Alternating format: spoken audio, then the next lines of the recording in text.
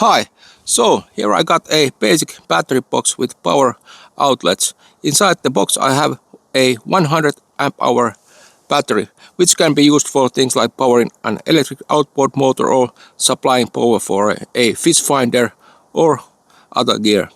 The box has a handy carrying handle, and it also comes with a plastic insert that lets you fit smaller batteries inside. It works like a adapter piece, keeping different size batteries from moving around. It also features a voltage meter, a USB output and a cigarette lighter style socket. I'll leave a link to the product page in the video description below. So thanks for watching and have a great day. Bye.